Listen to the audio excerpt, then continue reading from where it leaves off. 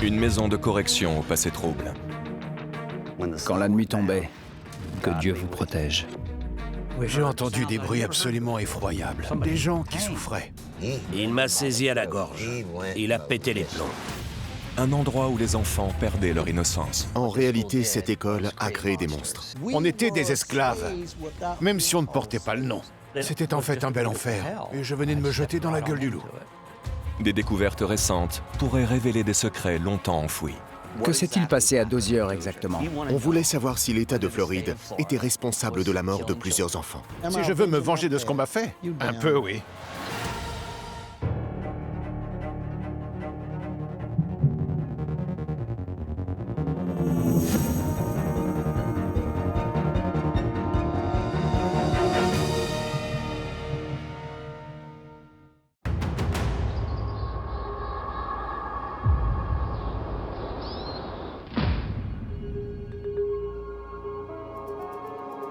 Glenn Varnado se souvient encore du moment où il a découvert avec effroi une facette de la personnalité de son père que personne dans la famille ne lui connaissait.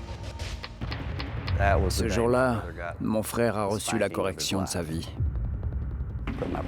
Mon père l'a jeté sur le lit, lui a dit de s'agripper et de mordre l'oreiller. Il l'a frappé à 10 reprises, puis s'est arrêté.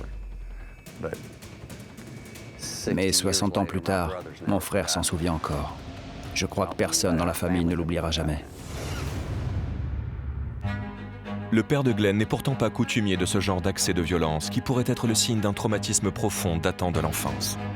À travers cet incident, sa famille va distinguer pour la première fois la honte et la culpabilité qu'il garde enfouies depuis presque 50 ans.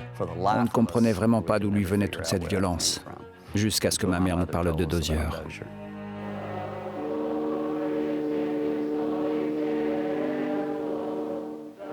L'école pour garçons Arthur J. Dozier était la plus grande et la plus célèbre maison de correction de l'État de Floride. Située à Marianna, à environ 500 km au nord-ouest d'Orlando, elle accueille dès 1900 les délinquants juvéniles de tout l'État. Un chapitre de la vie du père de Glenn Varnado qu'il a longtemps gardé secret. Mon père est décédé en 1992, à l'âge de 72-73 ans. C'est à ce moment-là que ma mère nous a révélé qu'il avait été à Dozier. Tant qu'il était vivant, ni moi ni mes frères et sœurs n'en avions jamais rien su. De l'extérieur, on avait l'impression d'être sur un très beau campus universitaire. Mais quand la nuit tombait, que Dieu vous protège, parce que vous alliez en avoir besoin. Un des aspects les plus fascinants de cette histoire, c'est que cette maison de correction était considérée comme l'une des meilleures du pays. Aujourd'hui encore, il y a des gens qui n'en démordent pas. Dozier, c'était Disneyland, c'est vrai. C'était un conte de fées. Et les contes de fées n'existent pas. En 1934, le père de Glenn et son oncle sont envoyés à Dozier alors qu'ils sont encore adolescents. À l'époque, la famille de mon père était très pauvre. Ils étaient métayers. Thomas avait 13 ans et mon père 15. Ce jour-là, ils avaient pris un raccourci pour aller à l'école, en traversant le jardin d'une dame de la ville. Malheureusement, dans la journée, sa machine à écrire qui se trouvait sur la terrasse derrière la maison a disparu. Quand le shérif lui a demandé si elle avait une idée de qui lui avait prise, elle les a accusés. 22 heures plus tard, ils étaient envoyés à Dozier pour violation de propriété avec intention de nuire. Throughout the current date, we have over 300 youngsters in Florida who have been duly committed to training schools by the juvenile courts. On envoyait beaucoup de garçons dans cette école, certains parce qu'ils avaient vraiment fait une bêtise, et d'autres simplement parce qu'ils étaient pauvres et vulnérables et n'avaient pas les moyens de s'y opposer.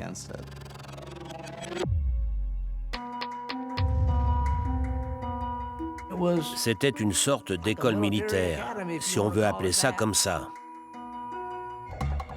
Mais beaucoup moins stricte qu'une école militaire. Robert Daffin a vécu sur le campus pendant les années 50 et 60. Son père était un des cottage fathers, des surveillants responsables chacun d'un des dortoirs de Dozier. L'idée, c'était d'accueillir ces jeunes hommes et d'en faire des membres respectables de la société.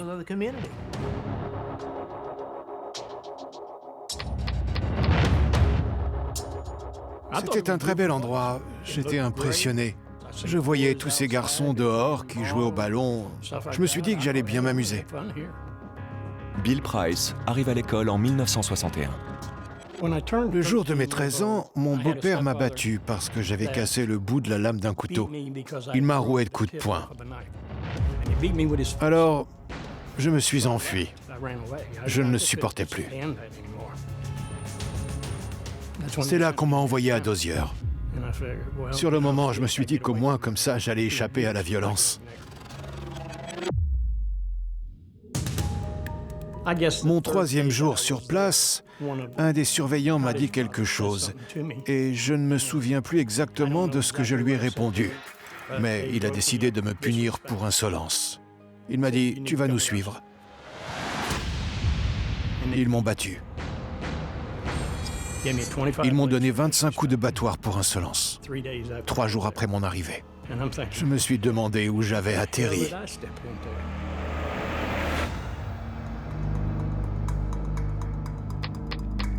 En discutant avec les habitants de la région, on s'aperçoit que beaucoup d'entre eux pensent encore que ce sont ces châtiments corporels qui ont remis ces garçons dans le droit chemin. Pendant très longtemps, les châtiments corporels étaient légaux. Ce qu'on veut savoir, c'est si certains de ces châtiments ne sont pas allés trop loin. Je n'ai jamais vu le moindre signe de maltraitance sur les élèves. Absolument aucun. À mon sens, aucun de ces garçons n'a quitté Dozier plus mal en point qu'en arrivant. Glenn Varnado est pourtant persuadé que son père en est ressorti traumatisé à vie. Quant à son oncle, lui, il n'est jamais rentré. On les a envoyés à Dozier et 34 jours plus tard, Thomas était mort et enterré. Mon père a dû assister à l'enterrement de son petit frère de 13 ans. Et puis, rester encore 9 mois de plus dans cet établissement. Il était complètement brisé quand il est rentré chez lui. Qu'est-il véritablement arrivé à son père à Dozier? Et comment son oncle Thomas est-il mort? Ma sœur est malheureusement décédée d'un cancer en 2012. Sur son lit de mort, je lui ai fait une promesse. Elle m'a demandé de poursuivre mes recherches et de découvrir ce qui était arrivé à Thomas pour qu'on puisse l'enterrer chez nous de façon décente. David Kushner, journaliste à Vanity Fair, a lui aussi décidé d'enquêter sur ce mystère vieux de plus de 80 ans. Ses recherches ont permis de faire la lumière sur les horreurs perpétrées en secret pendant des dizaines d'années à l'école pour garçons Arthur J. Dozier. Je voulais découvrir ce qui s'était réellement passé là-bas.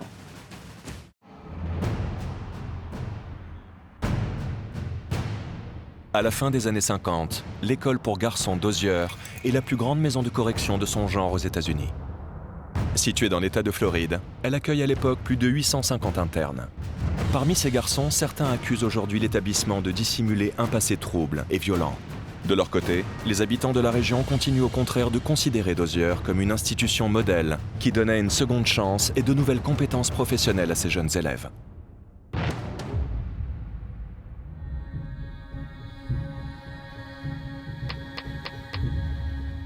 Pour ces garçons qui n'avaient aucune perspective d'avenir, l'avantage d'être placés dans cette école, c'est qu'ils pouvaient y apprendre à vivre en société, mais aussi y apprendre un métier. Pourtant, lorsque David Kushner, journaliste à Vanity Fair, se met à enquêter sur Dozier en 2012, il découvre que le redressement des jeunes internes n'est pas forcément l'objectif premier de l'établissement.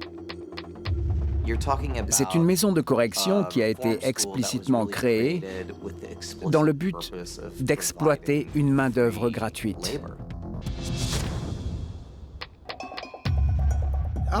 Je peux vous dire que ce n'était pas un centre de réinsertion. C'était une entreprise, une machine à faire du profit. On était des esclaves, même si on n'en portait pas le nom.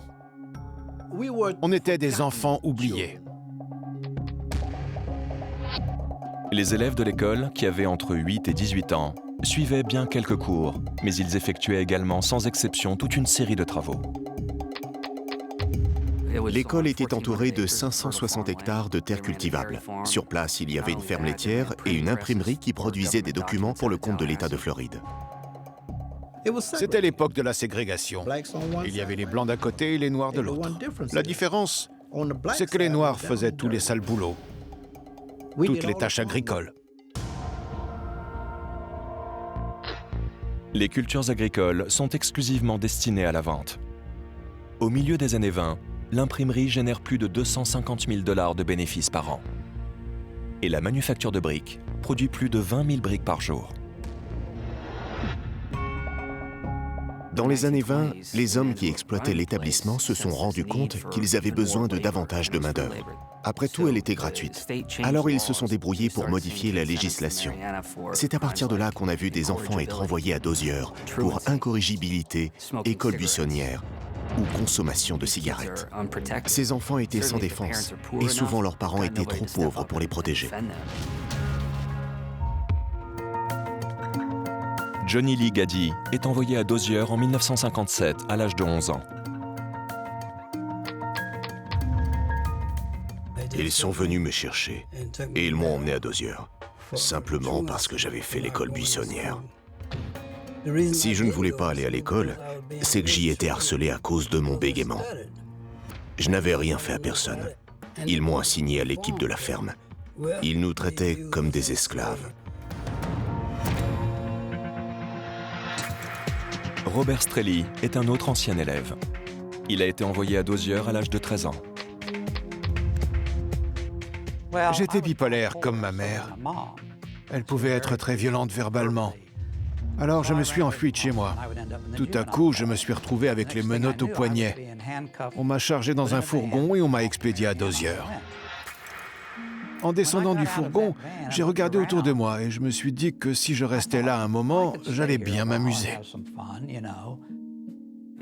Dozier avait tout de la maison de correction idéale, jusqu'à ce que les jeunes découvrent ce qui s'y passait la nuit. Robert Strelly découvre le côté obscur de Dozier très peu de temps après son arrivée. Accusé à tort d'avoir tenté de s'échapper avec d'autres garçons, il est conduit dès sa première nuit sur place dans un petit abri de jardin que tout le monde surnomme la Maison Blanche. Ils ont ouvert la porte et nous ont fait entrer. On a entendu des gémissements, des cris, des bruits absolument effroyables. Des gens qui souffraient, qui hurlaient. Strelly est sur le point de rencontrer Troy Tidwell, le surveillant en chef manchot qui fait la loi à l'école. Tidwell est entré. Un autre type a levé le bras et a allumé un énorme ventilateur. On a tous levé les yeux au plafond parce qu'il faisait un bruit épouvantable. Tidwell m'a frappé à 7 reprises et je me suis enfoncé de ça dans le lit. Le bruit était extrêmement fort, on aurait dit des coups de feu.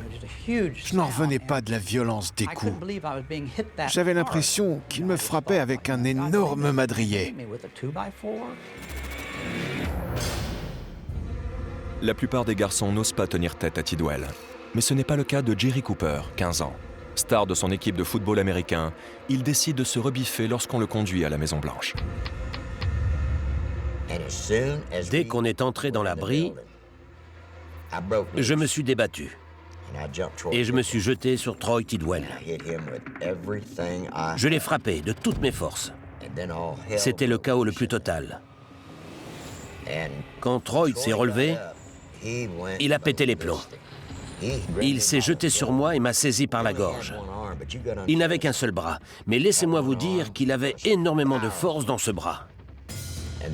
Et il m'a frappé, encore et encore.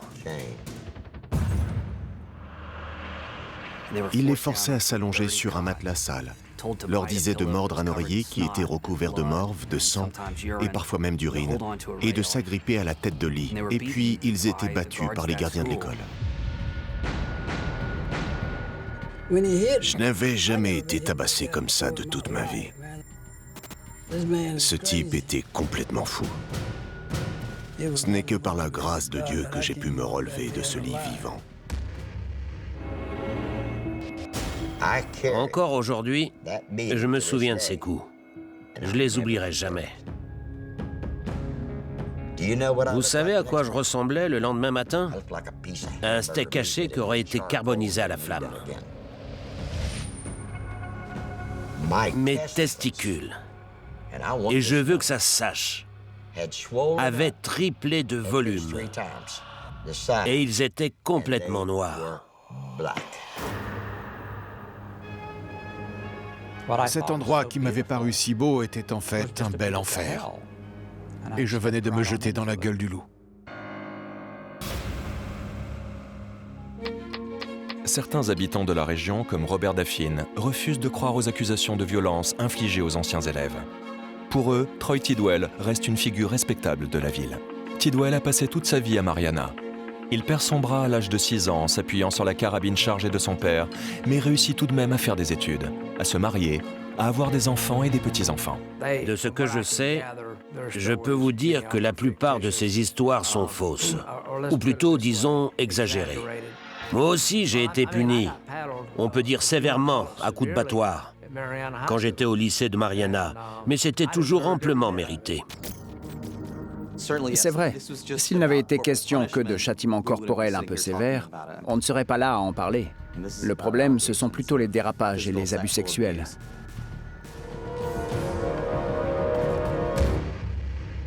À Dozier, les élèves ne sont en effet pas seulement soumis aux châtiments corporels. D'anciens élèves accusent le personnel de les avoir régulièrement agressés sexuellement. Johnny Lee Gaddy fait partie des dizaines d'anciens élèves qui affirment avoir été violés à Dozier. J'ai été agressé par notre professeur. Mon référent le savait. Mais quand je lui en ai parlé, il m'a répondu « Ne dis plus jamais ça à personne, Johnny.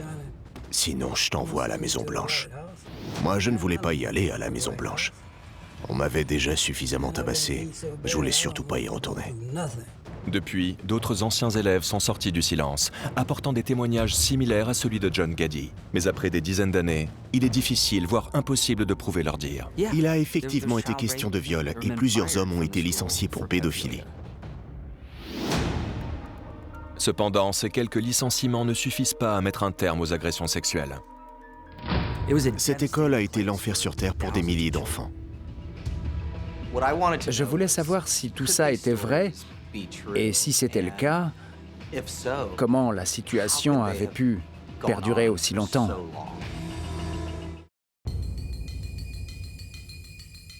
L'école pour garçons Dozier. Pour les habitants de la région, il s'agit d'une maison de correction modèle. Ces anciens élèves, en revanche, la décrivent comme un camp de travail esclavagiste, où un personnel sadique frappe et viole les garçons sous leur supervision. Et des secrets encore plus noirs pourraient bientôt remonter à la surface. L'État de Floride finançait une école qui accueillait les délinquants juvéniles dans l'idée que l'établissement aiderait à les remettre dans le droit chemin. Mais en réalité, cette école a créé des monstres. L'école a été au cœur de plusieurs scandales, les uns après les autres. Dès que quelqu'un d'extérieur venait enquêter, il dénonçait des méthodes sadiques et de graves négligences. L'État de Floride mène sa première enquête interne en 1903, lorsqu'il découvre des enfants enchaînés au mur. En 1914, une seconde enquête est lancée après que 14 enfants ont trouvé la mort dans un incendie d'origine douteuse. À chaque fois, l'école promettait des changements, une réforme. Il licenciait un responsable ou un ou deux employés qui étaient considérés comme de mauvais éléments, mais au final, rien ne changeait jamais. En 1958, un psychologue scolaire témoigne devant un comité d'enquête sénatorial que les élèves de Dozier subissent des maltraitances. Mais les pratiques de l'établissement ne changent pas pour autant. C'est en effet une grosse source de profit pour l'État. Mais les rumeurs de violence continuent de se répandre. On parle même désormais de crimes bien plus graves. Des meurtres. Je pense qu'ils les battaient sauvagement jusqu'à les tuer. Parfois volontairement et parfois par accident. Des dizaines d'anciens élèves ont affirmé avoir vu des garçons mourir sous les coups. Les enquêteurs chargés des dizaines d'années plus tard de faire la lumière sur ces accusations découvrent que les rumeurs d'agression physique circulaient en permanence au sein de l'école. On punissait certains élèves en les passant dans des séchoirs industriels. On tirait, au risque de les tuer, sur ceux qui tentaient de s'évader. Ou encore, on leur ordonnait de creuser des trous qui ressemblaient à des tombes secrètes. Johnny Ligadi affirme même avoir vu la preuve de ces meurtres. À l'époque, je faisais le tour de la cantine. Je ramassais les poubelles et je les emmenais dans la porcherie. Tout ce qu'on donnait aux cochons, il fallait le refaire cuire. On mettait tout dans une grande marmite et un des garçons était chargé de touiller cette bouillie avec une grosse louche. Un jour, j'ai regardé dans la marmite et je lui ai dit « Regarde, il y a un pied dans la bouillie ».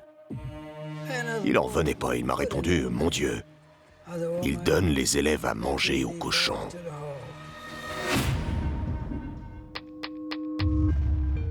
On a l'impression que ces gens veulent en faire une sorte de maison de l'horreur. Le personnel était-il sadique? Bien sûr que non.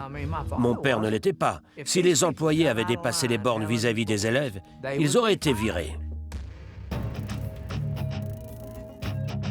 Ce sont maintenant des dizaines d'anciens élèves qui témoignent d'histoires similaires, d'abus physiques et sexuels. Mais des dizaines d'années après les faits, les preuves concrètes sont difficiles à trouver. À l'époque, les garçons n'auraient pas osé accuser leurs gardiens par peur de représailles encore plus violentes.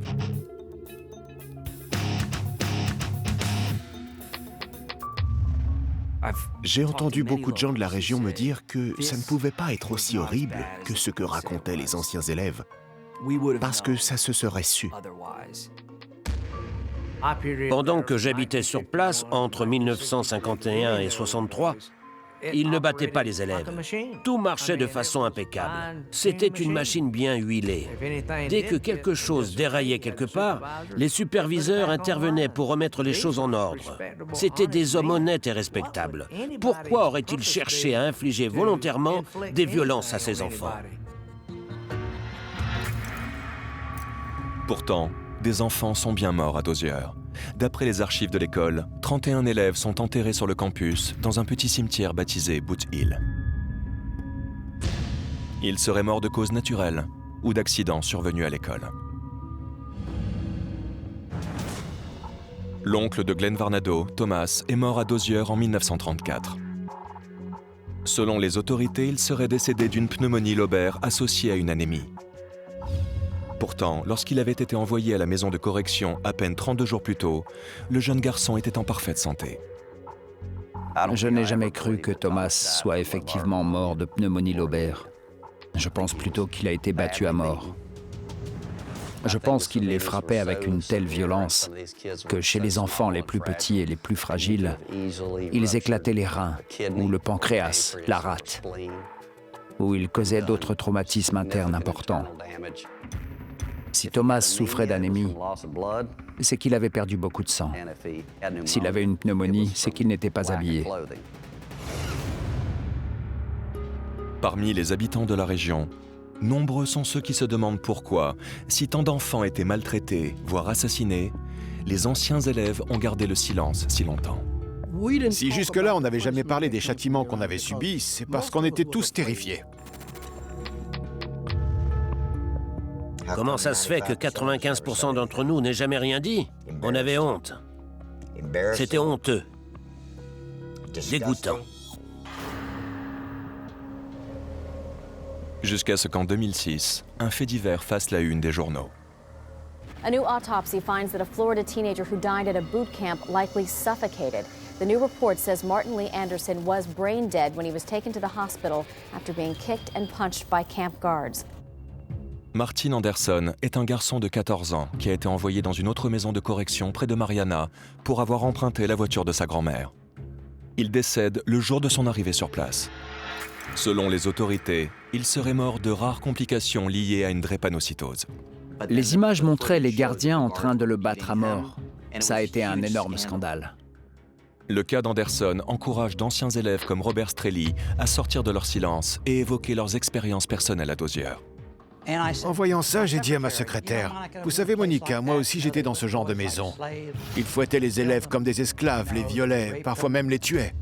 Je lui ai parlé de Dozier et elle m'a convaincu d'agir. »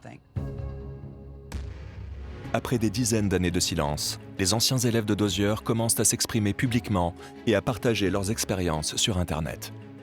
À partir de là, on s'est tous rassemblés très rapidement. Ils se baptisent alors The White House Boys. les garçons de la Maison Blanche, en référence à l'abri dans lequel la plupart des maltraitances avaient lieu. L'horreur de ces histoires retient l'attention d'un journaliste du Tampa Bay Times, Ben Montgomery. Ils sont à présent environ 500 à témoigner de violences pendant qu'ils étaient à Dozier. C'était un endroit terrible où des hommes profondément sadiques frappaient les enfants. On a choisi d'en informer le public et le scandale a été énorme. Finalement, en 2008, le gouverneur de l'État de Floride, Charlie Crist, demande qu'une enquête soit ouverte. Plus d'un demi-siècle après les faits, les garçons de la Maison Blanche obtiendront-ils que justice soit faite?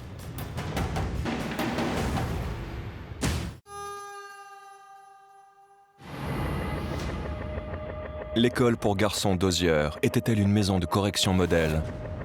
Ou bien un camp de travail esclavagiste où les élèves étaient torturés, maltraités et parfois même tués?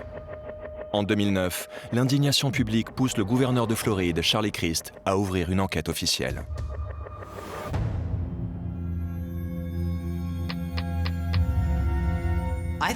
Il pourrait s'agir du plus gros cas de maltraitance institutionnalisée de l'histoire des États-Unis. Il ne restait qu'à savoir si toutes ces histoires étaient véridiques. L'enquête débute.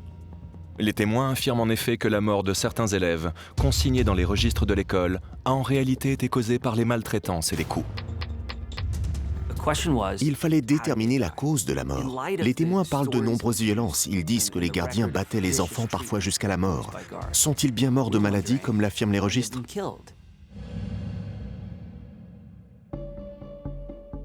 L'école continue d'affirmer qu'aucun d'entre eux n'est décédé dans des circonstances douteuses. S'il y a bien une personne qui est toujours en vie et qui sait ce qui se passait exactement à Dozier, c'est Troy Tidwell. Mais il refuse de parler.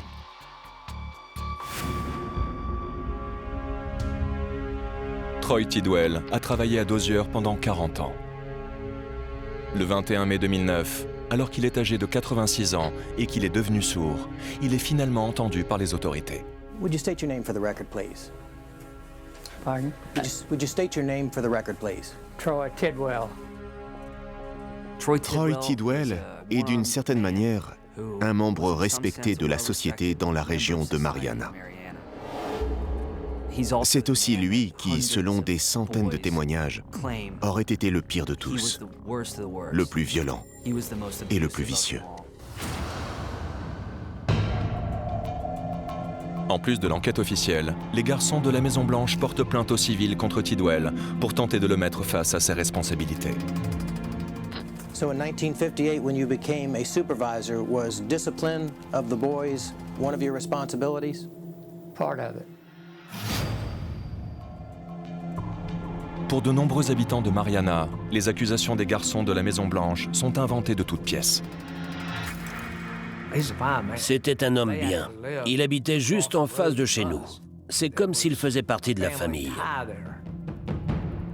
C'est difficile pour beaucoup de gens du coin d'accepter que l'homme à côté duquel ils étaient assis à l'église ou avec lequel ils discutaient dans la rue, un citoyen en apparence tout à fait ordinaire, puisse, une fois qu'il se retrouvait à l'école, torturer et maltraiter des enfants.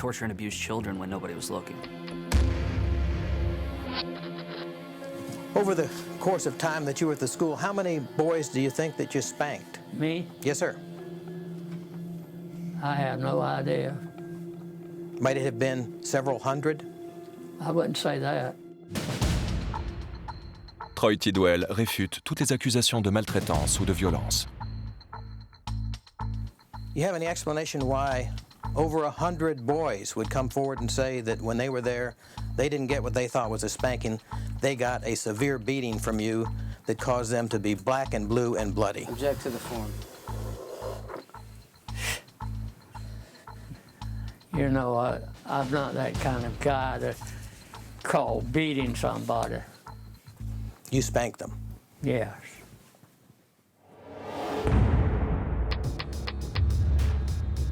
Il n'a pas changé.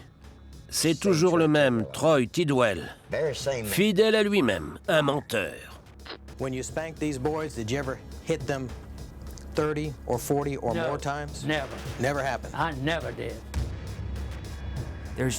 Il existe des dizaines d'éléments qui tentent à prouver qu'ils disent la vérité.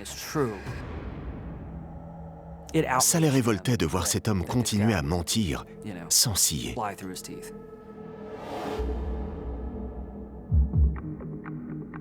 5 mois après l'ouverture de l'enquête officielle, et après avoir interrogé plus d'une centaine d'anciens élèves et membres du personnel, les autorités contactent Jerry Cooper, le fondateur des Garçons de la Maison-Blanche. Ils m'ont dit qu'ils étaient désolés, mais qu'ils arrêtaient. Qu'ils n'avaient pas assez pour continuer. Je leur ai répondu que l'enquête serait terminée quand nous, les garçons de la Maison-Blanche, on le déciderait.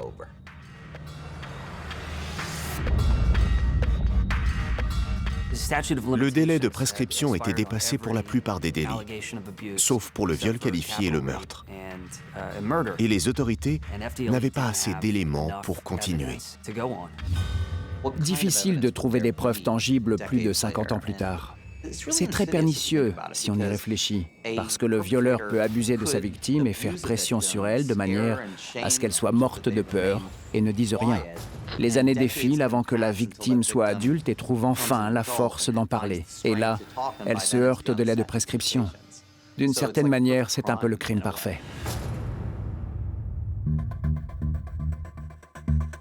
J'ai cru qu'on avait perdu la bataille. Alors j'ai réfléchi pendant un bon moment et j'ai eu une idée. Je me suis dit que j'allais passer au détecteur de mensonges tout en témoignant contre Troy Tidwell. 5 mois après la déposition de Tidwell à la barre, Cooper passe au détecteur de mensonges. Ils m'ont demandé si je m'étais déjà enroulé dans des draps et des serviettes la nuit pour éviter de saigner dans mon lit. C'était une des questions. J'ai répondu oui. Si Troy Tidwell et compagnie m'avaient donné plus de 100 coups de batte cette nuit-là. Oui. J'ai réussi le test à 100%.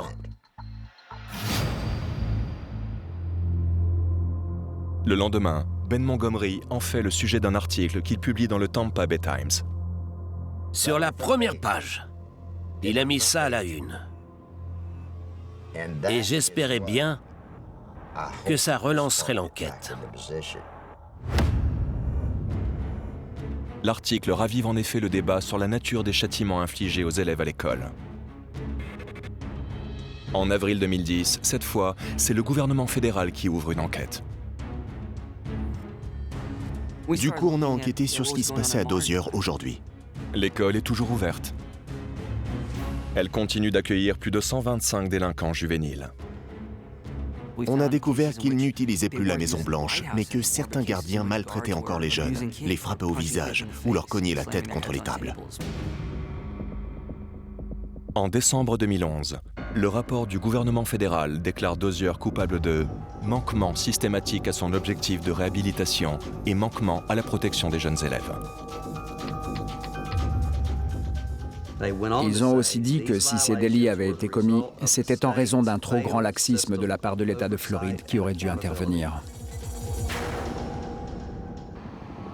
En juin 2011, le gouverneur de Floride, Rick Scott, ferme soudainement l'école pour garçons Arthur J. Dozier. Mais pour les familles des garçons décédés sur place, l'affaire est loin d'être classée. Les seuls crimes dont le délai de prescription n'était pas dépassé et qui pouvaient donc encore déboucher sur un procès, c'étaient les meurtres. Alors comment prouver qu'il y a eu meurtre? Ce n'était pas écrit dans les registres, bien entendu. Eh bien, il fallait chercher les ossements.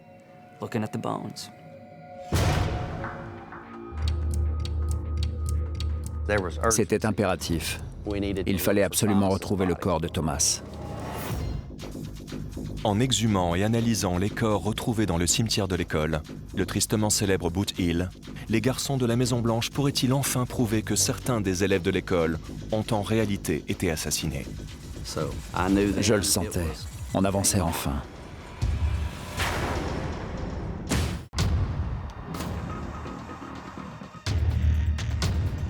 En 2009, les autorités judiciaires de l'État de Floride classent l'affaire sur l'école Dozier, accusée de maltraitance sur ses élèves, et referme l'enquête sur de possibles meurtres. L'école est fermée 2 ans plus tard. L'école avait fermé, mais il restait tout de même un mystère. Ce petit cimetière à l'angle du campus, jalonné de 31 croix fabriquées à partir de tuyaux de plomberie, qui marquaient 31 tombes. Glenn Varnado veut savoir si son oncle Thomas se trouve parmi les 31 corps enterrés là.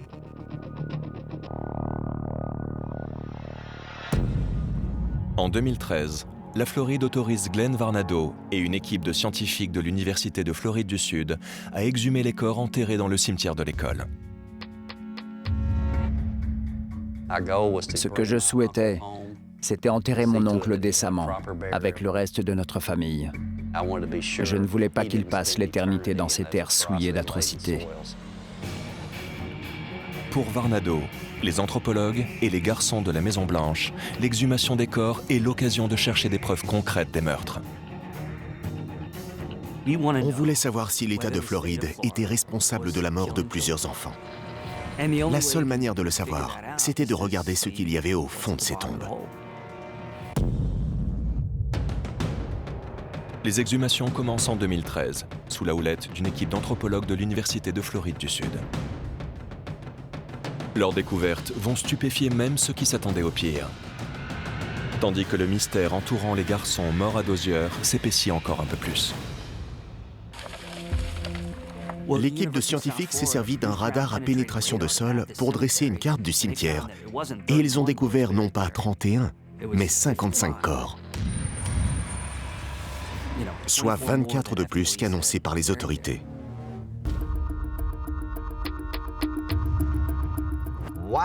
Pourquoi on se retrouve avec 55 cadavres enterrés à la va-vite sans que personne ne sache de qui il s'agit?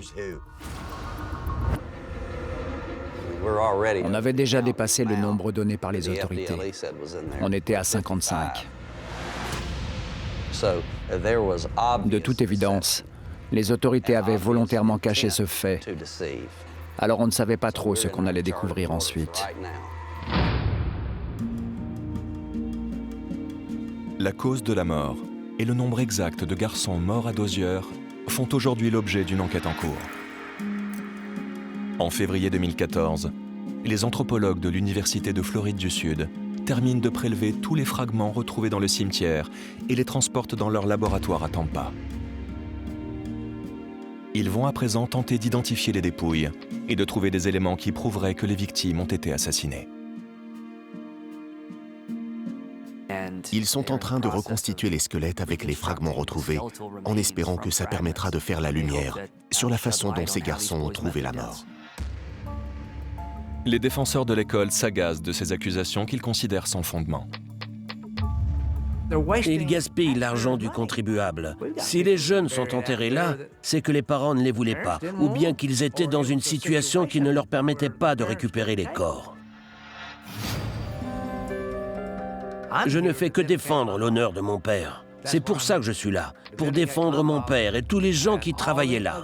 De Troy Tidwell aux autres employés. C'étaient des hommes bien qui faisaient simplement leur travail. Les autorités locales savent très bien que si on prouve qu'il y a eu meurtre, c'est fini pour elles. C'est la banqueroute. C'est terminé. Ce que réclament les garçons de la Maison-Blanche, ce sont des excuses publiques de la part de l'État de Floride, que l'enquête débouche sur un procès ou pas. Ils veulent qu'on sache comment ces jeunes sont morts, que la vérité éclate, et que la société se repente d'avoir fermé les yeux sur ce genre d'agissement. Je continue d'en vouloir à tout le personnel de l'école. Je continue de leur en vouloir parce qu'ils refusent de reconnaître leurs torts. Ils continuent d'essayer d'enterrer l'affaire.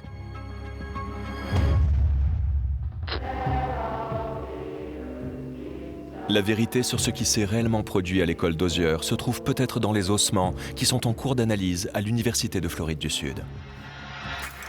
Glenn Varnado, lui, a terminé sa quête. Une analyse ADN a permis de déterminer que son oncle, Thomas Varnado, faisait bien partie des 55 corps exhumés. Malheureusement, la dépouille était dans un état de décomposition trop avancé pour qu'on puisse déterminer s'il a été battu à mort, comme la famille le soupçonne depuis longtemps. Mais Glenn Varnado va pouvoir lui donner des funérailles dignes de ce nom. Je ne regrette pas un seul centime de ce que j'ai dépensé. Je n'ai aucun regret. Je vais payer son enterrement et c'est très bien comme ça. Pour les garçons de la Maison-Blanche, en revanche, la quête se poursuit, tandis que les anthropologues continuent de chercher les indices parmi les fragments déterrés. Les garçons de Dozier étaient-ils fréquemment maltraités, voire battus à mort? Les réponses se trouvent peut-être dans les ossements des 55 victimes enterrées à Boot Hill. Il y a beaucoup à apprendre de ces ossements. On espère toujours trouver quelque chose qui permette d'affirmer que tel ou tel enfant est mort d'une façon qui ne correspond pas à ce qui est écrit dans les registres. Ces analyses peuvent malheureusement prendre des années, et les réponses pourraient arriver trop tard pour Troy Tidwell et certains des garçons de la Maison-Blanche. Je suis convaincu qu'on ira tous au paradis. Vraiment, j'en suis persuadé, parce qu'on a déjà connu l'enfer. Si je veux me venger de ce qu'on m'a fait, un peu, oui.